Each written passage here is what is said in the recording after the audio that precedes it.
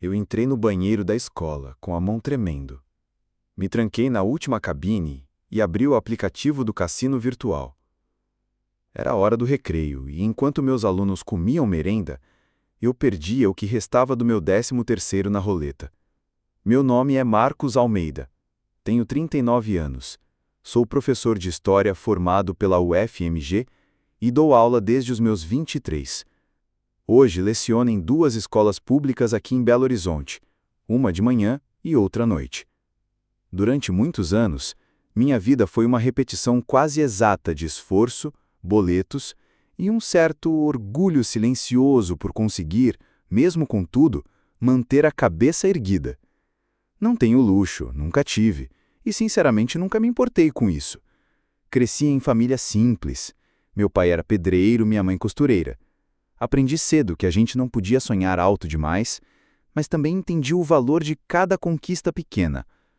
Quando passei no vestibular, fui o primeiro da família a entrar na faculdade. Foi uma alegria enorme, mas também um peso. Eu sentia que não podia errar, que dali para frente cada passo tinha que justificar o esforço de todo mundo que me ajudou. Hoje sou casado com a Helena, minha companheira de vida há 12 anos. Ela é técnica de enfermagem, trabalha numa UPA e também carrega um mundo nas costas. Temos um filho, o Lucas, de 7 anos. A coisa mais linda que eu já vi. Inteligente, carinhoso, cheio de perguntas sobre tudo. É por ele que eu respiro fundo, mesmo nos dias mais difíceis. Nosso orçamento sempre foi apertado. A gente fazia malabarismo com o salário. Dividia a conta de luz em 2 vezes, cortava streaming, cancelava uma pizza para conseguir comprar um remédio fora do SUS. Mas mesmo com a grana curta, eu me sentia digno. Tinha uma sensação de propósito. Todo mês eu voltava da escola cansado, mas com a certeza de que estava ajudando a formar alguém, mesmo que fosse só uma sementinha ali no meio de tanto abandono. Só que, com o tempo, esse cansaço foi pesando. A sala de aula virou um campo de guerra. Faltava respeito, estrutura, apoio. Eu chegava em casa esgotado e às vezes me perguntava se tudo isso valia a pena. Comecei a me sentir fracassado. Alguém que estudou tanto, lutou tanto, para continuar lutando todo dia. Foi nessa fase que tudo começou a mudar. Não foi de repente. Foi aos poucos, quase imperceptível. E eu não fazia ideia do que estava prestes a perder, porque quando você acha que não tem mais para onde cair, o chão ainda pode ceder mais um pouco. E foi justamente aí, nesse buraco de frustração e busca por controle, que o cassino virtual entrou na minha vida. Na tela, tudo parecia simples. Só clicar, apostar, ganhar, recomeçar. Mal sabia eu que, com aquele clique, eu não estava só apostando dinheiro. Estava apostando minha paz, minha família e a mim mesmo. Tudo começou numa madrugada qualquer. A cabeça girava com boletos, com as cobranças da coordenação, com um aluno que tinha me chamado de fracassado em voz alta na aula anterior. Eu estava me sentindo vazio, inútil. Abri o celular para tentar distrair a mente. Rolei o feed, cliquei num vídeo, depois outro, até que apareceu um anúncio bem chamativo. Cassino virtual. Ganhe dinheiro real jogando de casa. Aposte R$ 10 e leve R$ 100. Teste grátis. Na hora eu ri. Pensei, mais uma armadilha dessas pra gente besta. Mas não sei por que meu dedo clicou. Talvez tenha sido só curiosidade. Talvez esperança? O site abriu com uma música agitada, luzes, fichas coloridas, roletas girando, tudo muito bonito, rápido, envolvente. Ofereciam um bônus de boas-vindas, R$ 50 grátis só para começar. Só um teste, pensei. Não vou gastar nada. Cliquei na roleta virtual. Aposta mínima, R$ 5. Escolhi o vermelho. Girei. Deu vermelho. Ganhei. Senti um frio no estômago, como se algo tivesse sido acionado, algo antigo, instintivo. Vamos de novo. Apostei R$ 10. Acertei de novo. Já estava com R$ 70 em menos de 2 minutos. Comecei a rir sozinho no escuro, como se tivesse descoberto um segredo, como se tivesse vencido o sistema. Era tão fácil, tão rápido, sem fila, sem esforço, sem patrão. Fiquei jogando por quase 1 hora. Quando o saldo chegou a R$ 200, saquei para o meu Pix. Caiu em 2 minutos. Dinheiro real, dinheiro de verdade. No dia seguinte, paguei uma conta de luz atrasada com aquele valor. E ali, naquele momento, eu me senti no controle. Comecei a voltar no site toda noite. Primeiro com o bônus, depois com R$ 20 do meu bolso. Só um trocadinho, eu dizia, só enquanto não tiver sono. Ninguém sabia, nem precisava saber. Era só eu, o celular e o som da roleta girando no escuro. Na terceira semana, ganhei R$ 800 num único giro. Era uma versão especial da roleta com multiplicador. Eu fiquei paralisado olhando para a tela, tremia, ria, quase chorei. Na minha cabeça, eu já tinha descoberto um atalho. Isso vai resolver minha vida. É só não exagerar, controlar. Era o começo de uma ilusão. Eu não sabia. Mas aquele primeiro clique foi uma porta se abrindo. E do outro lado dela não tinha liberdade, não tinha solução. Tinha um vício que se vestia de diversão. Tinha um abismo. E eu já estava com um pé dentro dele. Depois daquele saque de R$ 800, minha cabeça virou uma máquina de planos. Comecei a fazer contas, projeções, estratégias. Se eu conseguir ganhar R$ 100 por dia, em um mês dá mais que meu salário de professor. E aquilo que começou como distração virou rotina, um novo trabalho, meu turno secreto. Eu passava o dia inteiro com a cabeça dividida. De manhã, dava aula, corrigia a prova, respondia e-mail, fingia que estava presente. À noite, colocava o Lucas para dormir, dava um beijo rápido na Helena e ia para minha sala de jogos, que nada mais era do que o banheiro com a luz apagada e o celular na mão. O cassino virtual virou meu vício e meu orgulho. Tinha dias que eu ganhava 300, 500 reais. Teve uma semana que saquei 2.000. Era mais do que qualquer bônus da prefeitura, mais do que qualquer hora extra.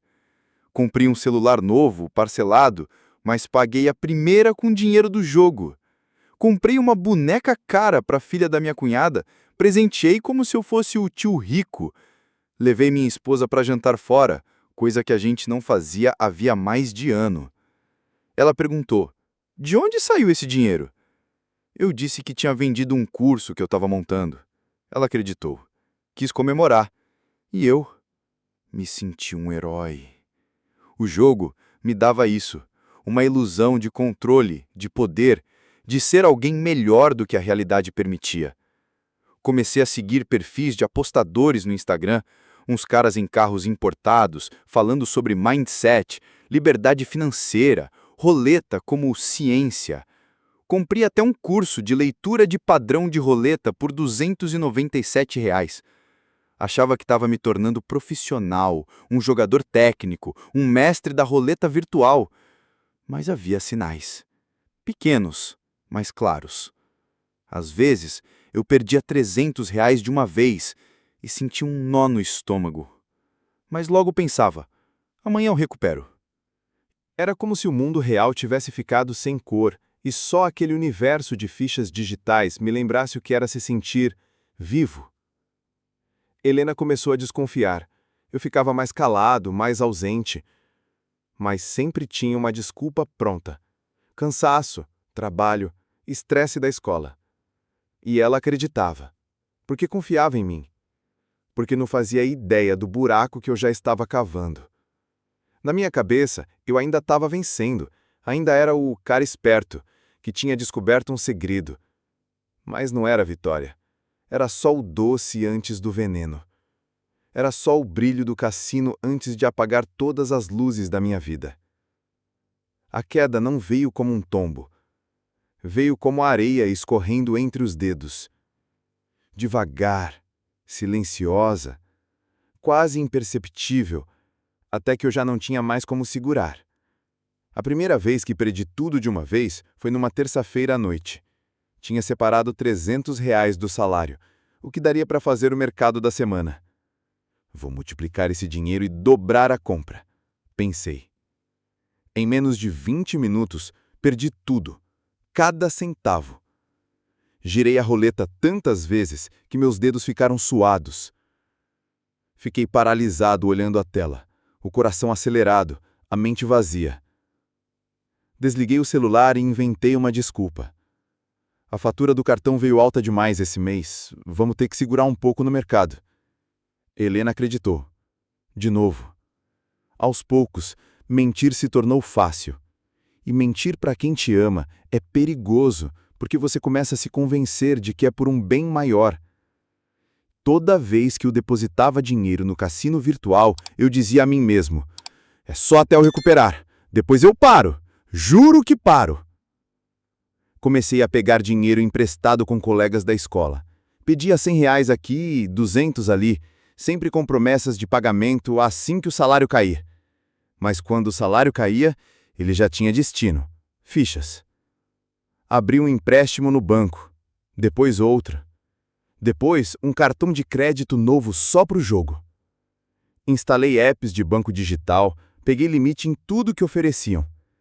Às vezes eu ganhava, sim, e isso me mantinha preso. Era o bastante para acreditar que a virada estava próxima. Mas as perdas, essas eram muito maiores e mais doloridas. Comecei a faltar trabalho. Dizia que estava doente, que precisava resolver coisas. Mas na verdade eu estava no sofá de casa, jogando, tentando recuperar o que já tinha perdido. O pior foi quando vendi a bicicleta do meu filho. Era o presente de Natal que ele tinha ganhado da minha mãe. Eu disse que tinham roubado da garagem. Vi os olhos dele se encherem de lágrimas. E mesmo assim, não parei. Pelo contrário, naquela mesma noite apostei o valor da bicicleta e perdi em 2 giros. Minha cabeça começou a falhar, esquecia datas, confundia turmas, não corrigia provas. Minha esposa começou a me olhar diferente, com dúvida, com medo.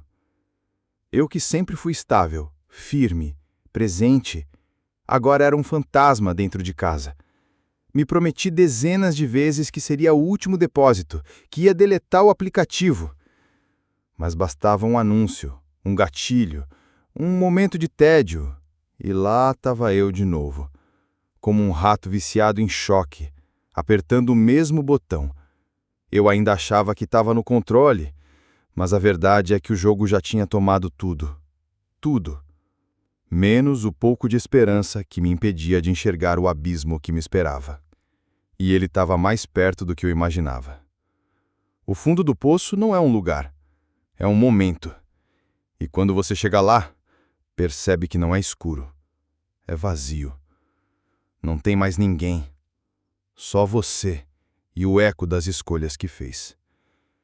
Era final de mês, recebi meu salário numa sexta-feira, R$ 3.912 líquidos.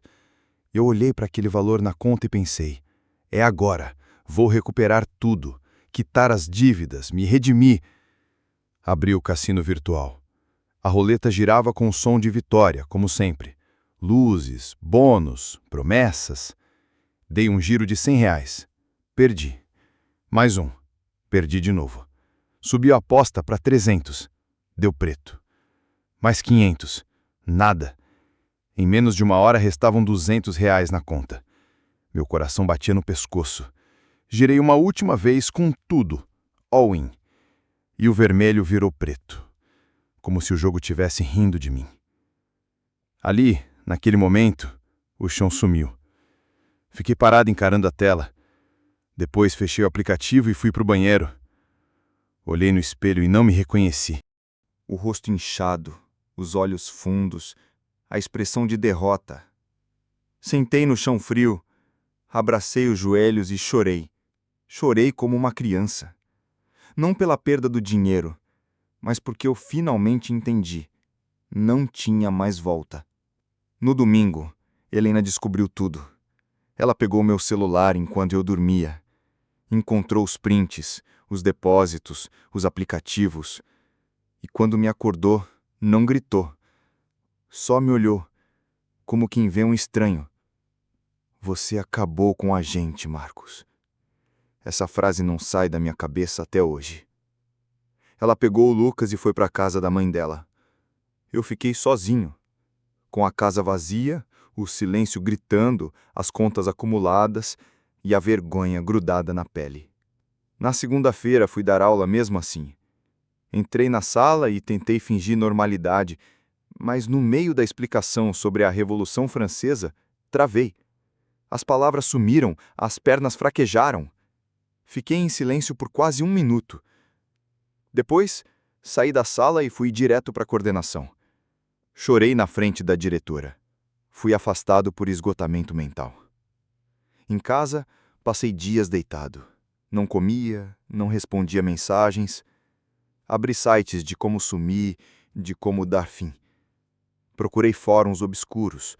Li relatos de gente que tinha ido e não voltado. Cheguei a escrever uma carta para o meu filho. Pedi perdão. Disse que ele não tinha culpa. Dobrei o papel e deixei em cima do criado mudo. Naquela noite, sentei na beira da cama, com a carta ao lado. E quando olhei para o celular uma última vez, vi um bilhete colado com fita adesiva. Era do Lucas. Papai, eu te amo mesmo quando você está triste. Volta logo. Aquela frase me salvou.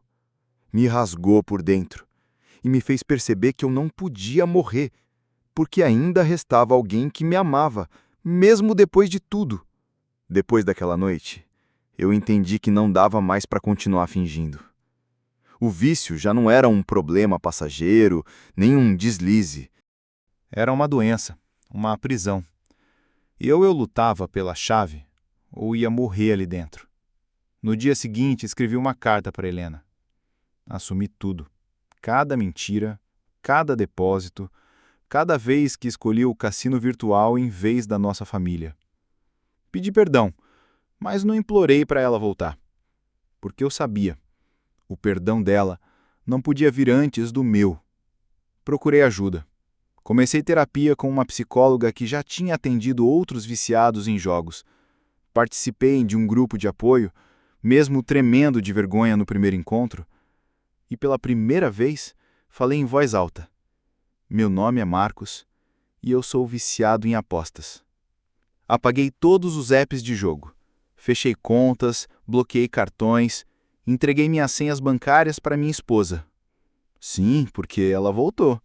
Não imediatamente, mas um dia, depois de semanas de silêncio, ela chegou com o Lucas, olhou para mim e disse: Se você cair de novo, eu vou embora. Mas agora quero tentar te ver de novo. Foi difícil. Ainda é. As dívidas ficaram. Parcelamentos, nome sujo, empréstimos em atraso. A vergonha ficou também. Alguns colegas se afastaram. Minha reputação na escola nunca mais foi a mesma. Até hoje tem pai de aluno que olha atravessado e dentro de mim ficou um buraco que o tempo ainda não preencheu. Se você está ouvindo essa história e acha que controla o jogo, deixa eu te dizer, olhando nos seus olhos, de alguém que quase perdeu tudo. Você já perdeu, mas também pode escolher parar. Agora, antes que seja tarde demais. E se essa história tocou você, curta o vídeo, se inscreva no canal e compartilhe com alguém que precisa ouvir isso hoje. Aqui, cada história é um alerta, e cada alerta pode salvar uma vida.